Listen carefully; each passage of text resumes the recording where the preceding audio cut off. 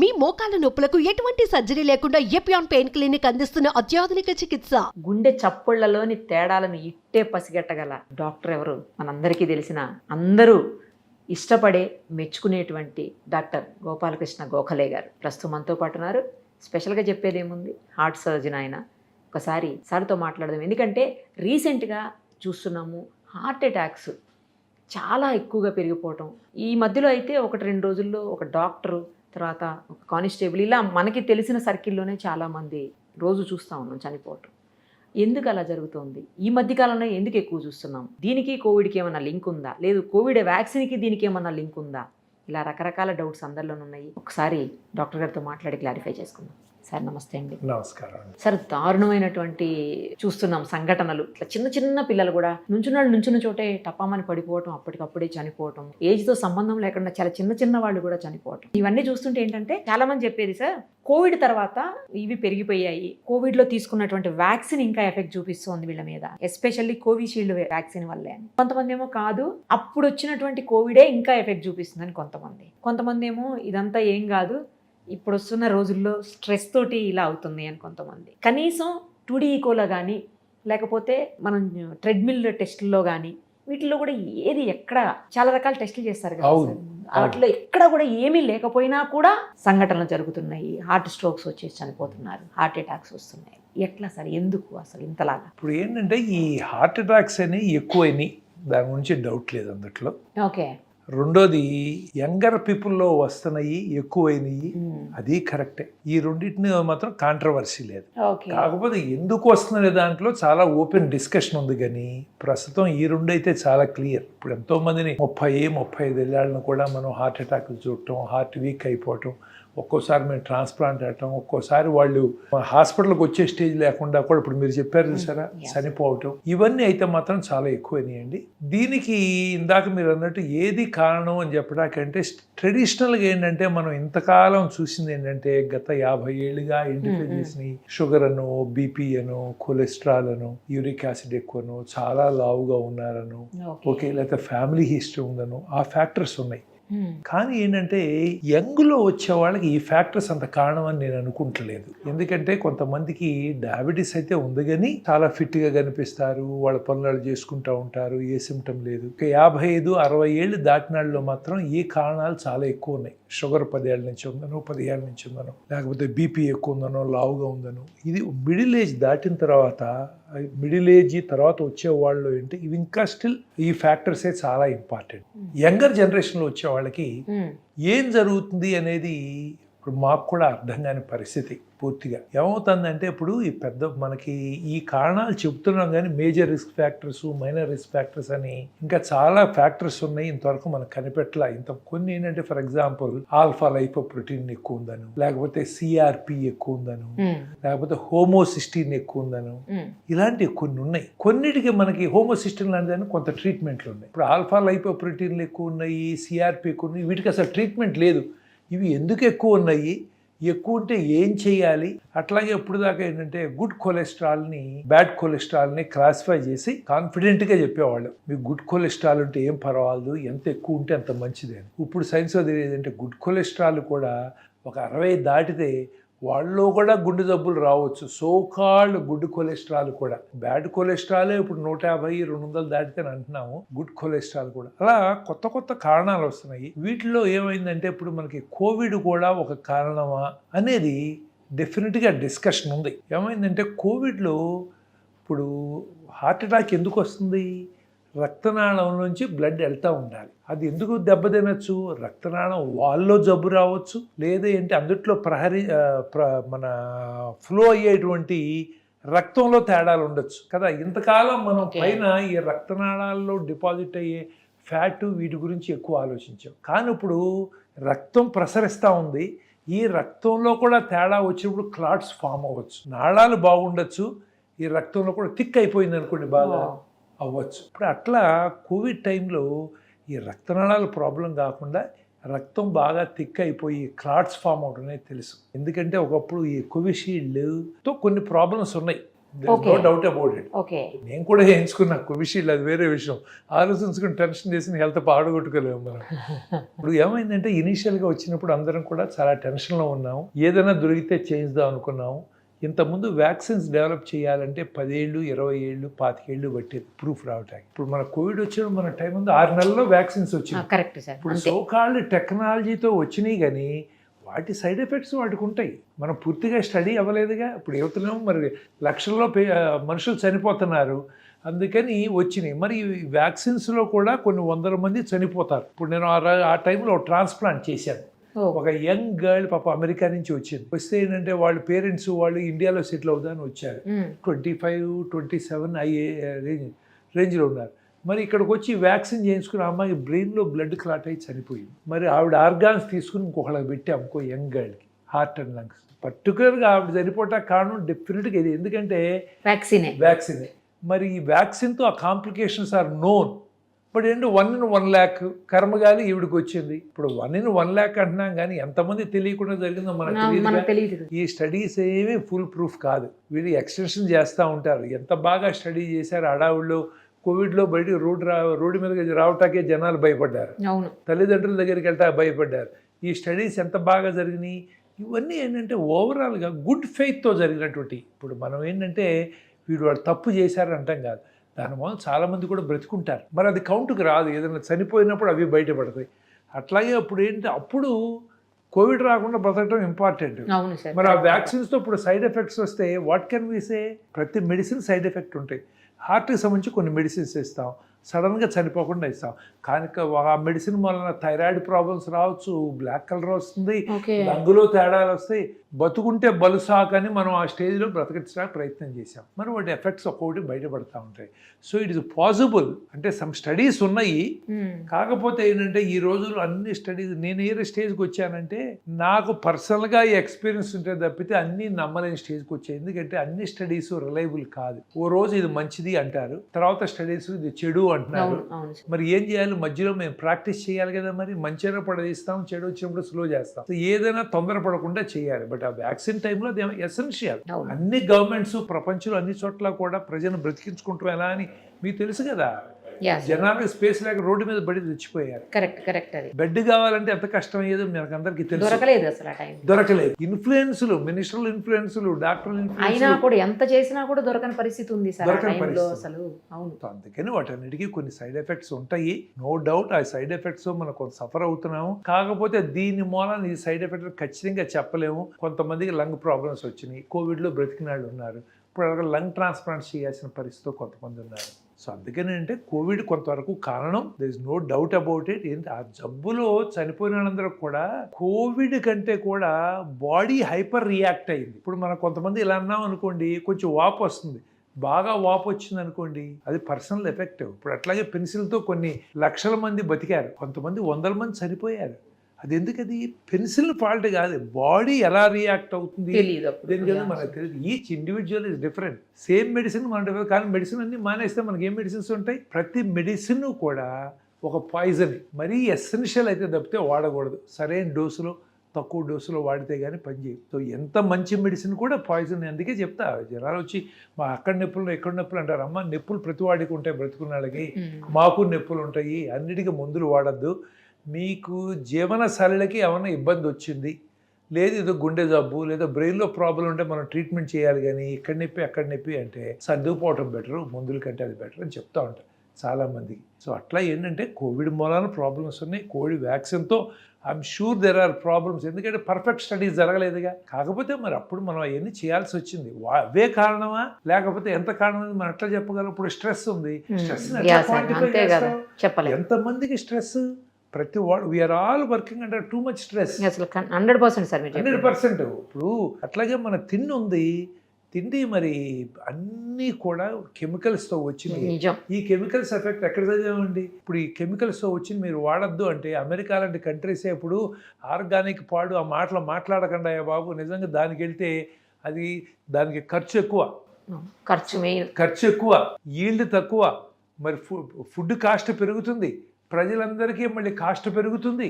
Cost of living ఇప్పుడు ఈ మాత్రం తినగలిగే వాళ్ళు కూడా మరి ఇప్పుడు 10 రూపాయలు అనేది 100 రూపాయలకి అమ్మాల్సి వస్తుంది. అవును అవును ఎంతమంది తినగలరు? అందుకని అమెరికా లాంటి కంట్రీస్లోనే చాలా మంది చెప్తారు ఆర్గానిక్ ఇవన్నీ. మనం ఏంటంటే సొసైటీకి ఎక్కువ మందికి ఎలా చేయగలం అనేది కనుక చూస్తే ఆర్గానిక్ ఇవన్నీ వర్కౌట్ అవ్వవు. ఎక్కువ మందికి లార్జ్ స్కేల్ మరి అవ్వదు. మరి కెమికల్స్ ఎఫెక్ట్స్ ఏంటి? మరి ఇప్పుడు ఇంతకుముందు ఎంత చేసినా కూడా మనకు అర్థం అవ్వాల్సింది ఏంటంటే యావరేజ్ లైఫ్ స్పాన్ పెరిగింది. ఇంతకుముందు 40 ఏళ్ళు 42 ఏళ్ళు ఉన్నాడు. ఇప్పుడు మన దేశంలోనే దాదాపు 73-74 ఏళ్ళు యావరేజ్ లైఫ్ స్పాన్ పెరిగింది ఇన్స్పైట్ ఆఫ్ ఆల్. సో ఓవరాల్గా గుడ్ ఎక్కువ ఉంది, కొన్ని సైడ్ ఎఫెక్ట్స్ ఉంటాయి, మనం అర్థం చేసుకోవాలి. సో అందుకనంటే ఇండివిజువల్ లెవెల్లో చేయాల్సిందే కానీ మనం స్ట్రెస్ అలా తగ్గించుకోవాలి, మనం ఎట్లా వర్క్ చేసుకోవాలి అనేది మనం పనిచేయాలి. గవర్నమెంట్గా ఇప్పుడు సపోజ్ మీకు వారానికి 1 రోజు సెలవు అన్నారు, ఇప్పుడు సాఫ్ట్వేర్ వాళ్ళకి 2 రోజులు సెలవులు ఇచ్చారు, అయినా హార్ట్ అటాక్లు వస్తున్నాయి వాళ్ళకి. మిగతా 5 రోజులు చాలా కష్టపడుతున్నారు కదండి. మరి ఎన్ని రోజులు సెలవులు ఇవ్వగలరు? వాళ్ళు ఇవ్వలేరు కదా. ఇప్పుడు అట్లాగే బాబు సెల్ ఫోన్లు మానేయండి, టీవీలు మానేయండి అంటే మనం ఒక పక్కన చెప్తున్నాం, ఒక్కొక్కడం 2 సెల్ ఫోన్లు పెట్టి తిరుగుతున్నారు. నేను కూడా తిరుగుతున్నాను. మరి వాటి సైడ్ ఎఫెక్ట్స్ ఏంటి? ఎవరు స్టడీ చేస్తారు? ఇంటి పైన పెడితే మనకి వాటి మూలాన చాలా రేడియేషన్ వస్తుంది. వాటి ఎఫెక్ట్ ఏంటి? క్యాన్సర్స్, కొన్ని క్యాన్సర్స్ దాని మీద వస్తున్నాయని ఉంది. And it's probably true also, some brain cancers అలాంటి దాని మూలన వస్తున్నాయి అని. అందుకని ఏంటంటే హార్ట్ అటాక్స్ వస్తున్నాయి, చనిపోతున్నారు. వీటన్నిటికి తగ్గించాలంటే ఏంటంటే ఈ స్పీడ్లో చాలా కష్టం. అందుకనే మనం తినే ఆహారం జాగ్రత్తగా చూసుకుంటాం, మనం చేయగలిగేది కొంత స్ట్రెస్ తగ్గించుకుంటాం, కొంత ఎక్సర్సైజ్ చేయటం, మరి ఇన్సూరెన్స్లు తీసుకుంటాం, చేయగలిగేవే తప్ప ఇప్పుడు నిజంగా ఈ సడన్ డెత్ని ఆపగలమా అంటే నాకైతే ఆపలేమని అనిపిస్తుంది. అంటే in the next few years ఒకసారి ఇప్పుడు ఏమైందంటే, ఇప్పుడు అమెరికా వెళ్ళామనుకో, మనలాగా స్ట్రెస్ పడరు, మనలాగా పరిగెత్తా ఉండరు. ఎందుకంటే ఎకానమీ స్టెబిలైజ్ అయిందండి. ప్రతి వాడికి ఫుడ్ ఈజ్ ఎష్యూడ్, ప్రతి వాడికి హెల్త్ కేర్ ఈజ్ ఎష్యూడ్, ప్రతి వాడికి రీజనల్ లైఫ్ ఈజ్ ఎష్యూడ్. వాడి పని చేయకపోయినా ఇచ్చే ఫండ్స్తోనే హాలిడేస్ కూడా వెళ్ళొస్తాడు, కారు కొనుక్కుంటాడు. మనాడు పని చేస్తుంది లేదు. అందుకని అంటే ఈ స్పీడ్ ఆఫ్ గ్రోత్లో మనం ఇప్పుడు వరల్డ్ నెంబర్ 4 ఏది జీడిపిలో వీటన్నిటిలో చూస్తే అవుతున్నాం లేదా? బిలియన్స్ దాడుతున్నామా లేదా? మరి ఇప్పుడు 3కి వెళ్ళాలి, 2కి వెళ్ళాలి. మనం ఆ 2కి వెళ్ళిన తర్వాత ఏమన్నా అందరికీ కూడా సరిపడా ఫుడ్ దొరుకుతుంది. మనం ఇప్పుడు పరిగెత్తుకెళ్ళి పని చేయక్కర్లేదు, రాత్రింబగళ్ళు పని చేయక్కర్లేదు అనుకున్న స్టేజ్లో ఈ స్ట్రెస్లు తగ్గి అప్పుడు అందరూ హెల్త్ మీద కాన్సన్ట్రేట్ చేస్తారు. కానీ ఇప్పుడు ఈ టైంలో మనం ఎవళ్ళం చేసినా కూడా for a few more years, maybe a decade, we have to go through this. తప్పదు, ఇవన్నీ మారలేం కదా. ఇప్పుడు మనాళ్ళు వెళ్ళి రాత్రింబగళ్ళు ఇప్పుడు ఇక్కడ పని చేయరంటే పని చేయని వాళ్ళందరూ వెళ్ళి అమెరికాలో గొడి చాకరీ చేస్తారు. దే బికమ్ అథారిటీ ఆ సిచ్యువేషన్లో. అమెరికాలో వాళ్ళు చేయరు. ఆస్ట్రేలియా వాళ్ళు, యూకే వాళ్ళు మన ప్రేమతో తీసుకుంటున్నారా? లేదు. ఎందుకంటే వాళ్ళు నైట్ డ్యూటీలు, ఇప్పుడు కార్డియాక్ సర్జరీ ఉంది, కార్డియాక్ సర్జరీకి వెళ్ళాలంటే అమెరికాలోను ఆస్ట్రేలియాలోను వాళ్ళు ఎక్కువ మంది వెళ్ళరు. అమ్మో రాత్రింబళ్ళు ఎక్కడ చేస్తాం, ఎందుకు నాకు లేకుండా జీవితం గడుస్తుంటే ఎందుకని నేను పని చేయటం అనుకుంటారు. ఇప్పుడు మనం ఏంటంటే గ్రో అవ్వాలనే తపంతో మన అక్కడికి వెళ్ళి రిజిస్ట్రార్లుగా పనిచేయటం, ఎక్స్ట్రా డ్యూటీలు చేయటం, ఇవన్నీ చేస్తాం. అవును సార్, కరెక్ట్. కాబట్టి మనం కూడా ఎకానమీలో ఆ స్టేజ్, ఇప్పుడు మనం ఎకనామికల్గా వరల్డ్స్ 4th లార్జెస్ట్ ఎకానమీ ఇవన్నీ అంటాం, కానీ రిచెస్ట్ పూరెస్ట్ బోల్డ్ గ్యాప్ ఉంది మనకి. ఆ గ్యాప్ తగ్గిన రోజున అందరికీ అప్పుడు స్ట్రెస్ తగ్గుతుంది. ప్రాబబ్లీ అప్పుడు మనం ఏంటంటే ఫుడ్ ఏం తింటున్నాం, ఎలా తింటున్నాం అని అందరూ ఫోకస్ చేస్తారు. అదే అందరూ హెల్త్ కాన్షియస్ అవుతారు. ఈ లోపల ఏదో మనకి ఇప్పుడు ఇంకొకటి ఏంటంటే మనకి బేసిక్గా ఏషియన్స్, ఎస్పెషల్లీ మనకి ఇండియన్స్కి రక్తనాళాలు చాలా చిన్నవి. ఉన్న ప్రాబ్లం రక్తనాళాల్లో జబ్బు అన్నాము, రక్తం క్లాట్ అవుతుంది, అందుట్లో ప్రాబ్లం వస్తుంది, స్మోకింగ్ మూలన లేకపోతే కోవిడ్ వీటన్నిటి మూలన వస్తుందన్నాము. పైగా పైప్ సైజులు కూడా చిన్నవి మనకి. వాళ్ళకి ఇంత పైప్ ఉందనుకోండి, ఇంత పైపులో 50% బ్లాక్ అయినా మంచి ఫ్లో ఉంటుంది. ఇప్పుడు సైజ్ ఎంతే ఉందనుకోండి, 50% అయితే ఫ్లో అవుటాకి ఏముంది అక్కడ. అందుకని మనం we're genetically more prone than others. So we're actually running against so many factors. ఇంకా కొంత టైం పడుతుంది స్టెబిలైజ్ అవ్వటానికి. అప్పుడు దాకా ఎవరి కాలం వీలైనంత వరకు చెప్పడం చాలా ఈజీ. ప్రాక్టికల్గా నాకు కష్టం ఆ విషయం తెలుసు, నాకు నేనే అన్నీ చేయలేను. సో మనం ఏంటంటే కొంచెం రీజనబుల్గా ఎక్సర్సైజ్ చేసుకుంటా, తర్వాత ఏంటంటే ఫుడ్ వాచ్ చేసుకుంటా, తర్వాత వెయిట్ వాచ్ చేసుకుంటా, స్ట్రెస్ వీలైనంత వరకు తగ్గించుకుంటాకి sometimes we have to take holidays. ప్రపంచం గురించి మనం మానేసి మన గురించి కూడా ఆలోచించుకోవాలి. ఇప్పుడు నాకు ఇంత టైం పట్టింది, ఎన్నేళ్లుగా నేను పనిచేస్తున్నాను. ఇప్పుడు వారానికి 7 రోజులు పనిచేసాయి ఎంతగానో. ఇప్పుడు ఒక 5 రోజులు 6 రోజులు తగ్గించాలని ఈ జనవరి నుంచి ట్రై చేస్తున్నా. ఎన్నేళ్ల తర్వాత ఈ పడికి లోపల కాలిపోవాల్సినవి కాలిపోయి ఉంటాయి కదా. అయ్యో సార్, అంటే ఏడాదిలో కనీసం 5-6 రోజులన్నా తగ్గిద్దామని. We have to slow down. అదే మా పిల్లలు అనుకోండి, వాళ్ళు ఇట్లా పరిగెత్తవు, they already started slowing down. అంటే వాళ్ళు 40-45 ఏళ్ళు వచ్చేటప్పటికి నేను ఇప్పుడు 60s దాటిన తర్వాత అనుకునే వాళ్ళు 45 అనుకుంటారు. So they will remain healthy. అది మరి నేను ఇందాక అన్నట్టు ఎకానమీ, థాట్ ప్రాసెస్, కంఫర్ట్స్ ఇవన్నీ మారాలి కదా, అందుకని వస్తాయి అన్నమాట. సో అందుకని life has become very stressful, there is no doubt about it. But unless we take extra time to cut down stress చేయరు. ఇప్పుడు మీరు ఏమంటారంటే అందరం వచ్చి మనం చాలా ఈజీ చెప్పటం, మీరు మెడిటేషన్ చేయండి, ఎక్సర్సైజ్ చేయండి అని అంటాం. కానీ ఏమవుతుందంటే నేను ఇన్నేళ్ల నుంచి 35 ఏళ్ల నుంచి ప్రాక్టీస్ చేస్తున్నాను హార్ట్ సర్జరీ. 85 అంటే ఇప్పుడు ఏంటి 40 ఏళ్ళు, యాక్చువల్ 40 ఏళ్ళు అయినా కూడా నాకు అన్నీ తెలుసని నేను కాన్ఫిడెంట్గా చెప్పలేను. నేను there is so much I don't know. ప్రతిరోజు నేర్చుకుంటానే ఉంటాం, కాన్ఫరెన్స్లకు వెళ్తాం, ఇంకా టెక్నాలజీస్ నేర్చుకుంటాం. మరి అటువంటిప్పుడు నువ్వు సడన్గా మానేసి నేను ఈ స్ట్రెస్ తగ్గించేసుకోవాలి, మెడిటేషన్ చేస్తాను కూర్చుంటే వస్తుందా? దానికి కూడా కొన్ని సంవత్సరాలు ప్రాక్టీస్ చేస్తే మనం స్ట్రెస్ని తగ్గించుకోగలం. ఓవర్ నైట్ సడన్గా తినేసి కూర్చుంటే స్ట్రెస్ తగ్గదు, మనకి తగ్గదు. కూర్చుంటే 10 నిమిషాలు కూర్చుంటే మనకి మెడిటేషన్ వచ్చేస్తుంది అనుకో. మరి యోగిలు వాళ్ళు కూడా మేము కార్డియాక్ సర్జరీ ఎలా ప్రాక్టీస్ చేస్తున్నామో 30 ఏళ్ళు 40 ఏళ్ళు ప్రాక్టీస్ చేసి ఒక స్టేజ్కి వస్తున్నారు. అందుకని మనం ఏంటంటే స్లో అవటం కూడా చాలా ప్రాక్టీస్ చేయాలి. రిలాక్స్ అవటం అనేది మర్చిపోయాము మనం. ఇప్పుడు మనం భోజనం చేస్తున్నా సెల్ ఫోన్లు మోగితే చూసుకుంటూనే. ఇప్పుడు అది కాదు, రష్యాకిను యుక్రెయిన్కి ఏం జరుగుతుంది, ఏం అవసరం వాడితో మనకి అయినా. అంటే కొంత నాలెడ్జ్ ఉండాలి, జనాలు అనొచ్చు ఈడేంటి ఎలా అంటాడని, ప్రపంచం తెలియాలి. నేనేమన్నా చేయగలనా? భోజనం చేసినప్పుడు కూడా ఏమైంది, అమెరికా, ఇరాన్, ఇజ్రాయెల్ ఏం జరుగుతుందంటే అన్నం తినేటప్పుడు బట్ అలా అయిపోయింది లైఫ్. ఆపలేకుండా ఉన్నాను, నేను కూడా ఆపలేకుండా ఉన్నాను. సరే రిలాక్స్ అవటం అనేది మనం నేర్చుకోవాలి. అందుకని చిన్నప్పటి నుంచి పిల్లల్నేమో ఐఐటీలు అని పరిగెత్తిస్తున్నాము, వాళ్ళని కూడా కొంచెం ఆడుకుంటాకి రిలాక్స్ అవటం చేయాలి. అది మనం వాలంటరీగా చేస్తే తప్ప ఏ ఫ్యాక్టర్, కొంతమందికి స్ట్రెస్ ఇంపార్టెంట్, కొంతమందికి ఫుడ్ ఇంపార్టెంట్, కొంతమందిలో డయాబెటీస్ ఇంపార్టెంట్. మనం ఏదో ఒకటి పని చేస్తూ ఉంటే తప్పితే నిజంగా మనం తగ్గించలేమండి. We are going to see more and more media. ఎందుకంటే మనకి అవేర్నెస్ పెరిగింది కదా, ఏమైనా జరిగితే హార్ట్ అటాక్ వచ్చిందని ఇప్పుడు మీరున్నారు, మీకు అవేర్నెస్. ఇంతకుముందు ఏమైనా చనిపోతే ఎవరిని పట్టించుకునేవాడు.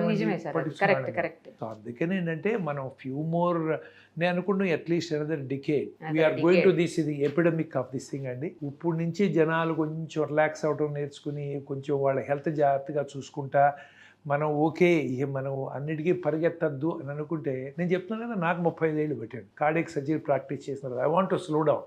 నేను లేకపోతే ప్రపంచం ఆగదు, నాకు తెలిసి ఆ విషయం. బట్ మనం ఎంతసేపు మనం లేకపోతే ప్రపంచం ఆగిపోతుంది, ఫ్యామిలీ కొంపలు మునిగిపోతాయి అనుకునే ఫాల్స్ ఒపీనియన్లో పరిగెత్తున్నాము. So we need to relearn lot of things. Younger they start, they are going to stay healthy, probably enjoy the fruits better. కానీ నాకు డౌట్ ఏంటంటే సార్, మీరు స్ట్రెస్ తోటి అన్నారు, ఓకే నేను కూడా అది ఒప్పుకుంటాను, స్ట్రెస్ వల్ల చాలా ప్రాబ్లమ్స్ వస్తాయి. పిల్లల్లో స్ట్రెస్ ఏంటి, పిల్లలు ఎందుకు మరి? ఏమండి ఈ రోజుల్లో పిల్లలకున్న స్ట్రెస్ తల్లిదండ్రులతో, టీచర్స్తో తక్కువ అండి.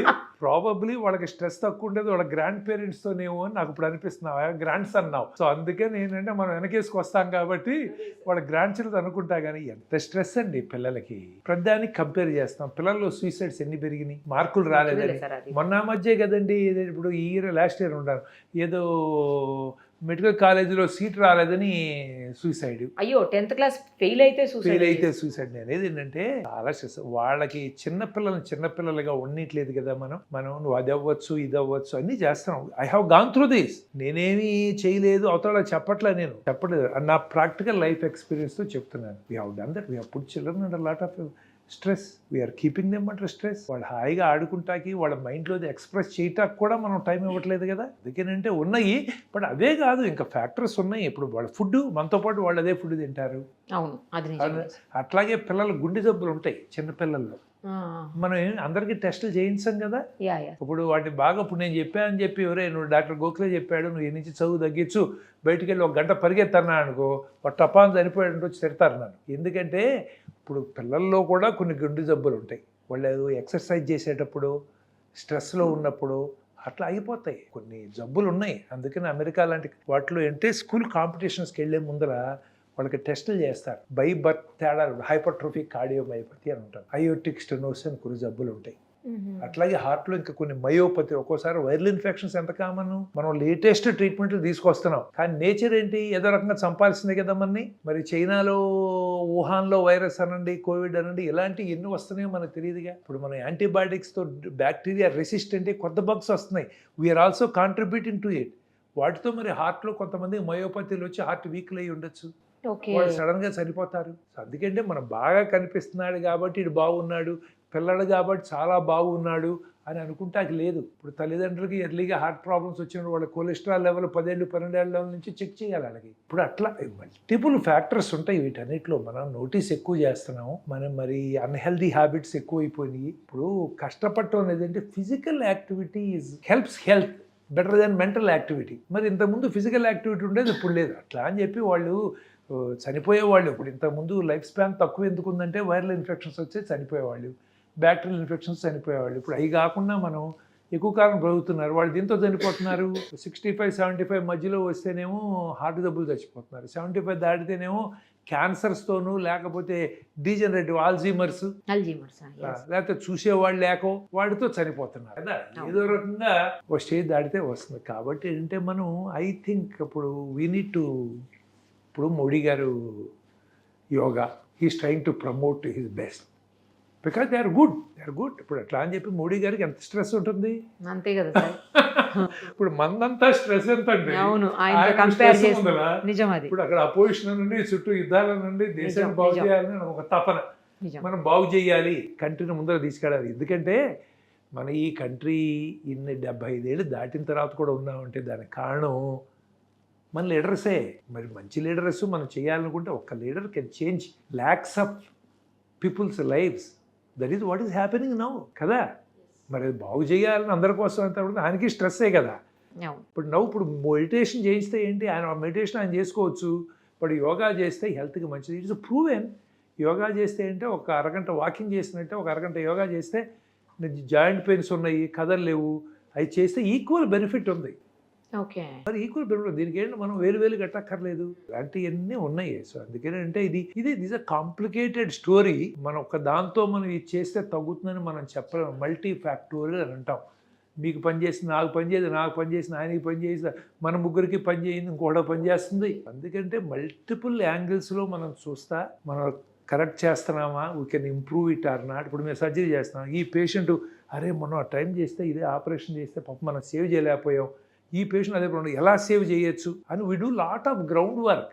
మేము దేవుళ్ళం కాదు కదా. ఇప్పుడు ఆపరేషన్ చేస్తే కొంతమంది చనిపోతారు, చేయకపోతే బాగుండేవారంటే మనకేం తెలుసు, తెలియదు కదా. So we try to improve our results, try to do more. అట్లాగే అంటే ఈ విషయాల్లో కూడా how you can take care of our results. Sir మరి కొంతమందిలో టెస్టులు చేయించుకుని 2D ఈక్వలెంట్ టెస్టులు చేస్తారు కదా సార్, ఆ టెస్టులు చేయించుకున్నా కూడా అందులో ఏమీ లేకపోయినా చనిపోయే పరిస్థితులు వస్తుంది. చనిపోతారు. ఎందుకంటే ఇప్పుడు నేను అన్నాను సార్ మల్టీ ఫ్యాక్టర్లని. సార్ ఆయన సిగరెట్ తాగడు, ఆల్కహాల్ తీసుకోరు, రోజు పూజ చేసుకుంటాడు, 1 గంట పూజ చేస్తే చెప్పిన డాక్టర్ అలాగే ఏ హ్యాబిట్ లేదు, అదే చేసుకుంటాడు, ఇవన్నీ అంటారు. అయినా ఎందుకు వస్తుందంటే బోల్డ్ మనకు తెలియని రీజన్స్ ఉన్నాయన్నమాట. అట్లాగే ఇప్పుడు ఈ ఎకోలు, ఈసీజీలు ఒక 20 ఏళ్ల తర్వాత ఏంటో డాక్టర్ అది ప్రిమిటివ్ టెస్టులు చేసేవారు, ఇంత సింపుల్ టెస్ట్ పైన ఎలా పెడితే తెలిసిపోతుంది అనేది టెస్టులు వస్తాయి. ఇది డెవలప్ అవుతాయి అనమాట. హార్ట్ అటాక్ వచ్చి హార్ట్ దెబ్బతింటేనే ఈసీజీలోను ఎక్కువలోనూ కొంత ఐడియా ఉంటుంది. ఓకే, అందుకని ట్రెడ్మిల్ టెస్ట్ కంపల్సరీ. చాలామంది ఏంటంటే ఈ చిన్న వాటిలో లిపిడ్ ప్రొఫైల్, ఈసీజీ, ఎక్కువ హీమోగ్లోబిన్ చెక్ చేసి అంతా బాగున్నారు కాదు. నిజంగా హార్ట్ చేయాలి, టీఎంటీ అన్నా మినిమం చెయ్యాలి. టీఎంటీ చేస్తే అది కూడా 100లో 50-60 మందికి తేడాలు చూపిస్తుంది. మిగతా 50-60 మందికి గుండె జబ్బున్నా చూపించదు. అందుకనే డాక్టర్ ఉన్నాడు మధ్యలో. ఎందుకంటే చూసి లేదండి మాకు కొంచెం డౌట్గా ఉంది, మీరు సిటీ స్కాన్ చేయించండి, లేకపోతే మీరు యాంజియోగ్రామ్ చేయించండి, లేకపోతే న్యూక్లియర్ స్కాన్ చేసి అంటాం. అవి కూడా 99% పర్ఫెక్ట్. ఏంటి ఆ టెస్టులు చేసినా చూసేది ఎవడు మనిషి కదా. ఇప్పుడు ఏఐ వస్తుంది మనకి. ఏఐ వచ్చినప్పుడు ఏమవుతుందంటే నా ఎక్స్పీరియన్స్ 100 మందిలో ఉంది, నేను మళ్ళీ 1 సంవత్సరం అయితే మర్చిపోవచ్చు. ఏఐ మర్చిపోదు. ఆ 100 మందిని కలెక్ట్ చేస్తుంది. నోట్ అవుట్ వాడిని ఆ యాంగిల్లో కూడా చూస్తుంది. Okay. ఎందుకంటే it is going to make things even better. టెస్ట్లు బాగున్నంత మాత్రాన డాక్టర్ దగ్గరికి వెళ్ళి వచ్చాం బాగున్నాడు, అడే డాక్టర్ పనిమాలిన డాక్టర్ ఇవాళ చచ్చిపోయాడు మొన్నే చూసాం అంటే అది డాక్టర్కి లిమిటేషన్స్ ఉన్నాయి, మనిషి కదా, టెస్టులకి లిమిటేషన్స్ ఉన్నాయి. అందుకని 3-4 టెస్టులు చేస్తే వాటి సెన్సిటివిటీ పెరుగుతుంది 50 నుంచి 60. ఒకే టెస్ట్ చేస్తే 20% ఉంటాం, 6 టెస్టులు చేస్తే 80%. కానీ అందరికీ అన్ని 6 టెస్టులు చేయరు కదా సార్. ఎప్పటికప్పుడు ఈల్డ్ తక్కువ. మనం సొసైటీలో అందరికీ సిటీ స్కాన్లు యాంజియోగ్రాములు చేస్తే ఏమవుతాయి? ఇప్పుడు అందుకని అమెరికా లాంటి దగ్గరికి వెళ్తే వాళ్ళకి సిటీ కొనరీ యాంజియో చేయాలంటే 3 నెలలు 4 నెలలు పడుతుంది, పర్మిషన్లు ఇవ్వరు. వాళ్ళందరూ ఇక్కడికి వచ్చి ఊరిని పొద్దున్న వచ్చి మధ్యాహ్నం చేయించుకుని నెక్స్ట్ డే వెళ్ళిపోతారు టెస్ట్లు. ఎందుకంటే మన దగ్గర ఈ లిబరేటెడ్ సొసైటీలో డబ్బులు కడితే వాడికి టెస్ట్ అవుతుంది. అక్కడ వాళ్ళకి చాలా ఖరీదు ఆ టెస్టు. ఇన్సూరెన్స్ ఆడు పర్మిషన్ ఇవ్వాలి, ఇన్సూరెన్స్ ఆడు చూస్తాడు నీకేం డయాబెటీస్ ఉందా, నీ వెయిట్ ఎక్కువ ఉందా, కొలెస్ట్రాల్ ఎక్కువ ఉందా, హార్ట్ అటాక్ వచ్చిందా, ఓకే అయితే వెళ్ళి చేయించు, లేకపోతే నీకు ఇవ్వనయ్యా నేను. ఎందుకంటే ఇన్సూరెన్స్ ఆడు ఏం చేస్తాడు, వాడు డబ్బులు సేవ్ చేసుకోవాలిగా, ఈజ్ డూయింగ్ బిజినెస్. సో అందుకని ఏంటంటే మనం టెస్టులు చేసి నార్మల్ అన్నంత మాత్రాన గ్యారంటీ లేదు మనకి. ఆ ఓన్లీ థింగ్ అంటే మనం ఒక 60% పాసిబిలిటీ లేదంటాం. మన ఆ 100లో 40 మంది గుండె జబ్బు ఉంది, మేము మిస్ అవుతున్నాం. ఇవన్నీ ఇప్పుడు ఏఐ అలాంటివి వచ్చినప్పుడు సెన్సిటివిటీ పెరుగుతుంది, కొంత హెల్ప్ చేస్తాయి. కాకపోతే వాటితో హామ్ ఏంటో మనకు తెలియదుగా. ఇప్పుడు ఫుడ్ లేని రోజులు కెమికల్స్ వేసి ఎకరానికి 10 బస్తాలు బదులు 40 బస్తాలు చేసాం. వాటి ప్రాబ్లం ఏంటో ఇప్పుడు ఫేస్ చేస్తున్నాం. అట్లాగే ఏఐతో ప్రాబ్లమ్స్ రేపు పొద్దున్న వచ్చి మరి అవన్నీ మనకంటే స్మార్ట్ అయిపోయి ఏ ఆపరేషన్ నువ్వు కాదు కూర్చో, నువ్వు కింద ఊడు లేకపోతే సామాన్లు కడుగు, నేను ఆపరేషన్ చేస్తాను అంటే ఏమో తెలియదు. నేను ఆపరేషన్ చేసిన సామాన్లు నువ్వు కడిగంటే కడగాల్సిందే నేను. అలా ఉంటాయి అనమాట. సో బై కానీ యాక్చువల్లీ మరి ఏదన్నా సిమ్టమ్స్ని తెలుసుకొని జాగ్రత్త పడేదానికన్నా ఆప్షన్ ఉందా సార్? పోనీ ఉంటాయి, కానీ 25-30% of heart attacks happen silently. సడన్గా నిద్ర సరిపోతారు. అంటే ఇవన్నీ చేస్తే మనకు డిప్రెషన్ వస్తుంది, కానీ మనం స్టిల్ ఏంటంటే అందుకని అంటాం చెస్ట్ పెయిన్ వచ్చినా, మెడలో పెయిన్ వచ్చినా, కొత్తగా 40 ఏళ్ళు దాటిన వాళ్ళకి ఇంతకుముందు బాగా నడవగలుగుతున్నావు, 4 అడుగులు వేస్తుంటే ఇంతకుముందు లాగా నడవలేకపోతున్నావు, ఆయాసం వస్తుంది, లేదు ఇక్కడ మంట అనిపించినా బాబు అది గుండె జబ్బు ఏమో ఎక్స్క్లూడ్ చేయండి అంటాం. అలా వచ్చిన వాళ్ళలో ఒక 10-15% గుండె జబ్బులు ఉంటాయి. మిగతా 85-90 మంది గుండె జబ్బులు కాదు, ఈ gastric irritation, muscle pain, bone pain ఉంటాయి. కాకపోతే ఇవి ఎక్స్క్లూడ్ చేయడానికి బోల్డ్ టెస్టులు చేయాలి. అందుకని ఒక సిమ్టమ్ ఉంది, కానీ ఆ సిమ్టమ్ ఓన్లీ గుండెకి స్పెసిఫిక్ ఏమి ఉండదు. ఇక్కడ పెయిన్ వచ్చిందంటే స్కిన్లో ప్రాబ్లం రావచ్చు, పైన మజిల్లో కింద మజిల్లో రావచ్చు, బోన్లో రావచ్చు, హార్ట్ బయట ఉన్న ఈసోఫాక్స్, ఇంటెస్టైన్స్ వాటిలో రావచ్చు, గుండెలో కూడా కావచ్చు. కాకపోతే అవన్నీ చంపవు కాబట్టి దీనికి కొంచెం టెస్టులు చేస్తాం. కానీ చాలాసార్లు డాక్టర్లు కూడా నేను బాగున్నాను, ఎక్సర్సైజ్ చేస్తున్నాను, నా డయాబెటీస్ లేదు, నాకు గుండె జబ్బు ఎందుకు వస్తుంది, ఇదేదో ఫ్యాన్ వేసుకుని లాగుతారు, టప్పని అయిపోతారు. సో ఏం డాక్టర్లకి ఏమీ ఎక్సెప్షన్ లేదు. చాలాసార్లు డాక్టర్లు కూడా ఇదే ప్రాబ్లం. కొంతమంది పేషెంట్స్ వస్తారు, సార్ మేము డాక్టర్ దగ్గరికి వెళ్ళాం సార్, గుండె జబ్బు నీకేమీ లేదయ్యా బాగుందన్నారు, ఈ యాంజియోగ్రామ్ చేయండి సార్ అని అడిగాం. యాంజియోగ్రామ్ వద్దన్నాడు సార్ డాక్టర్ గారు, అయినా మేము ఇన్సిస్ట్ చేసాం, యాంజియోగ్రామ్స్ ఇన్ని బ్లాక్లు ఉన్నాయి, మనం మీ దగ్గరికి సర్జరీకి వచ్చామంటారు. సో అది కూడా చూస్తాం మేము.